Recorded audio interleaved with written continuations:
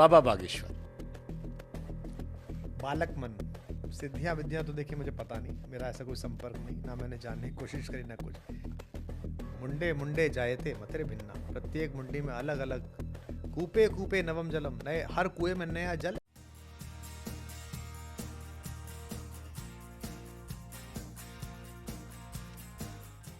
पहला है बाबा बागेश्वर।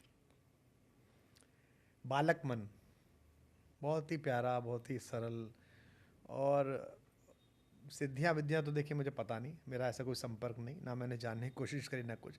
बट भगवती अगर करोड़ों करोड़ों लोग में, बुंदेलखंड के एक छोटे से गांव में, एक सामान्य से परिवार के एक लड़के को इतनी लोक मान्यता, लोकप्रियता और लोगों के जीवन में सचमुच आनंद भाव पैदा करने की क्षमता दे रही हैं, तो ईश्वर को स्वीकार करिए।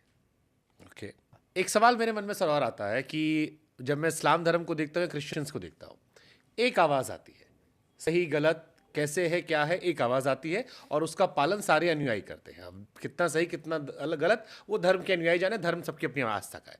हिंदू धर्म में समस्या जो मुझे लगती है वो ये है कि जितने मुंह उतनी बातें, हर आदमी का अपना लॉजिक। मैं अयोध्या जा रहा था, मैं भद्राचार्य जी से मिला, उन्होंने कहा प्राण प्रतिष्ठा सही है, किसी ने कहा गलत है।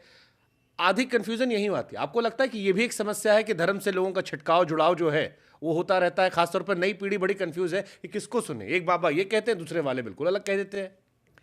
ये समस्या नहीं है, ये तो अमृत तत्व है इस धर्म का। मुंडे मुंडे जायते मतरे भिन्ना, प्रत्येक मुंडी में अलग अलग कूपे कूपे नवम जलम, नए हर कुएं में नया जल है। ये जो वैविध्य को समेट लेने की कला है सनातन धर्म की, इसी के कारण ये धर्म जीत गया, इसी के कारण ये धर्म बच गया। आप किसी, सब धर्मों का आदर है, सबके, सब में बड़ी सुंदर सुंदर बातें हैं, सब में बहुत अच्छा अच्छा है। क्रिश्चियनिटी में कुछ बहुत खूबसूरत है, इस्लाम में भी कुछ बेहद प्यारी बातें हैं, बौद्ध धर्म तो है ही क्या अद्भुत। और हम जिस धर्म में हैं भाई, हम चूंकि उसकी वैज्ञानिक व्याख्याओं जुड़े हुए, तो हम तो उस पर सम्मोहित हैं। हम तो चाहते हैं 1000 जन पैदा हों तो भी सनातनी ही पैदा हों, ये मैं मान के चलता हूँ। लेकिन इसमें जो वैविध्य है, जैसे पूरा धर्म कहता है त्याग करो, व्यक्ति से समष्टि की तरफ जाओ, अयम निजः परोवेति गणन लघु चेतसाम, यह मेरा है, ये तेरा, ये सबसे पहले इस देश ने कहा। कब कहा इस देश ने? अभी भी मैं जब कभी यज्ञ पे बैठता हूँ, रुद्राभिषेक पे बैठता हूँ, सावन के पहले सोमवार बाबा विश्वनाथ के चरणों में था, मैं बैठता हूँ तो पुष्पम समर्पयामि, दीपम समर्पयामि, धूपम समर्पयामि, नैवेद्यम निवेदयामि। देखो आप, संस्कार विधि, आद्य शंकराचार्य, पुष्प तुम्हारा है प्रभु, मैं इसे क्या कर सकता हूं, तुम्हें ही दे रहा हूं, त्वदीयम वस्तु गोविंदम तुभ्यमेव समर्पय, मैंने थोड़ी बनाया फूल, आपने बनाया, चुन के लाया हूं, आपको दे रहा हूं। धूप आपकी है प्रभु, ये गंध आपकी है प्रभु, नैवेद्य मैंने कोशिश की है, आपकी चीनी, आपका दूध, आपकी चीजें लेके मिला के मैंने कुछ बनाया, तो this is sir, I am just giving it, naivedyam निवेदयामि, ये निवेदन कर रहा हूं मैं आपसे। पूरा धर्म त्याग पर है। एक ऋषि ने कहा कि त्याग व्याग में कुछ नहीं रखा, मौज लो, उधार लो और घी पियो, और अगर उधार का घी पचा लिया तो फिर किसकी मां ने दूध पिलाया जो वापस ले जाए? उसको भी लोगों ने कहा गर्दन मत उतारो, मारो मत इसको, वो भी महर्षि है, महर्षि चारवाक, जिसके वंशज पंजाब नेशनल बैंक लूट के चले गए लंदन, उन्हीं के तो अनुयायी होंगे वो। यावत जीवेत सुखम जीवेत ऋणम कृत्वा घृतम पीवेत, जब तक जियो आनंद से जियो, उधार लो और घी पियो, यही शरीर सत्य है, बाकी कुछ सत्य नहीं है।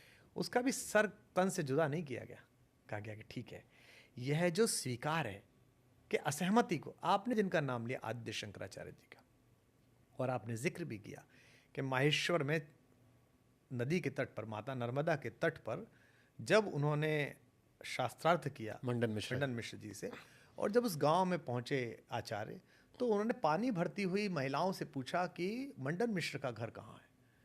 तो महिलाओं ने संस्कृत में उत्तर दिया कि जिसके दरवाजे पर तोता और मैना जगत और ब्रह्म के सत्य और मिथ्या होने पर शास्त्रार्थ करते मिले, वो मंडन मिश्र का घर है। इतने बड़े विद्वान थे मंडन मिश्र। उनकी पत्नी देवी भारती भारत की अद्वितीय विदुषियों में थी, जो उनकी ज्यूरी की हेड बनी।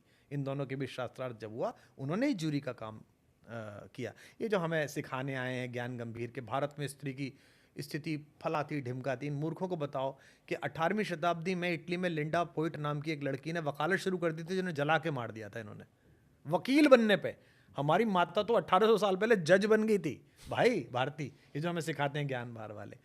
तो जब वहाँ उन्होंने शास्त्रार्थ मंडन मिश्र से प्रारंभ किया। मंडन मिश्र पराजित हुए और विनत हुए, उनके शिष्य बन गए, सुधाकर उनका नाम रखा गया।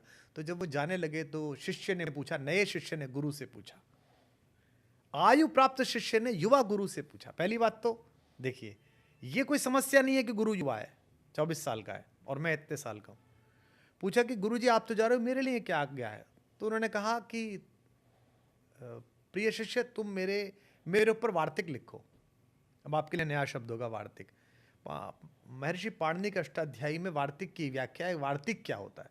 हमारे आचार्य लोग, मैं तो संस्कृत का विद्यार्थी नहीं, मेरी गति नहीं है ज़्यादा संस्कृत में, इसका दुख है मुझे, क्योंकि मैं केमिस्ट्री फिजिक्स मैथमेटिक्स पढ़ने में रह गया शुरुआती दौर में। वार्तिक का अर्थ है उक्तम, जो मैंने कहा है इसकी व्याख्या करो। ये तो कोई खराब बात नहीं है, हर कवि चाहता है कि उसका चेला उसके ऊपर पीएचडी कर ले। उक्तम। अनुक्तम, जो मुझसे छूट गया, जो मैंने नहीं कहा, इसकी व्याख्या करोगे। गुरुजी ने ये तो कहा ही नहीं, यहीं तक बात कही, इससे आगे की तो कही नहीं। इसके लिए कलेजा चाहिए। और तीसरी बात तो केवल भारत का ऋषि कर सकता है, केवल मेरा शंकर कर सकता है। उक्तम, अनुक्तम, दुरुक्तम, जो मैंने गलत कह दिया इसकी व्याख्या कर बेटा, कि गुरुजी आपने गलत कह दिया। कौन करा लेगा? है किसी में इतनी इंटेलेक्चुअल एक्सेप्टेबिलिटी? ये जो इंटेलेक्चुअल एक्सेप्टेबिलिटी है क्रॉस की, कि तुम भी कहो, तुम भी कहो, तुम भी सही कह रहे हो, हाँ तुमसे बात हो सकती है, यही इस धर्म की उत्तरजीविता है। तो मेरे जो छोटे भाई बहन, जो बच्चे इस कार्यक्रम को देख रहे हैं और वो सोच रहे हो कि परम पूज्य शंकराचार्य आदरणीय श्री अभिमुक्तेश्वरानंद जी ने एक बात कही, परम पूज्य जगत गुरु तुलसी पीठाधीश्वर रामभद्राचार्य जी ने एक बात की, दोनों महाराज जी के प्रति सादर चरण स्पर्श करते हुए, मैं तो दोनों का परम प्रिय हूँ, दोनों के श्री चरणों में माथा रखने का सौभाग्य मैं पाता हूँ, और ये मैं जब भी मिलता है इस अवसर का लाभ उठाता हूँ। अगर अलग अलग बात कह रहे हैं ना, तो तुम अपनी बुद्धि के साथ, तटस्थ बुद्धि के साथ, आदर भाव के साथ इसकी व्याख्या करो, समकालीन परिस्थिति में इसका जांच परख करो, अध्ययन करो। ये कैसे कि हम इन गुरुजी के चेहरे तो इन गुरुजी के खिलाफ बोलेंगे, ये संभव नहीं है। तो यह जो इंटेलेक्चुअल एक्सेप्टेंस है अलग अलग बातों का, यही इस धर्म की संजीवनी शक्ति है। बशीर बद्र साहब का एक शेर है, मगरूर आंधी दरख्तों को पटक जाएगी। ये जो पूरी दुनिया में जो पटका जा रहा है दरख्त, जहां जा रहा है वहीं भसड़ फैला रहा है, वो मगरूर आंधी का दरख्त है। मगरूर आंधी दरख्तों को पटक जाएगी, वही शाख बचेगी जो लचक जाएगी। तो जिस विचार में फ्लेक्सिबिलिटी ना हो, धर्म कोई झील नहीं है, धर्म कोई जोहड़ नहीं है सड़े हुए पानी का, धर्म कोई समंदर भी नहीं है कि कभी कभी लहर आती है, चांद के हिसाब से आती है। धर्म तो आध्यात्म के शिखर से निकलती हुई गंगोत्री की धारा है। धर्म तो झरना है जो अलग अलग गांव जंगल होता हुआ अंत में चेतना के महासागर में जाता है।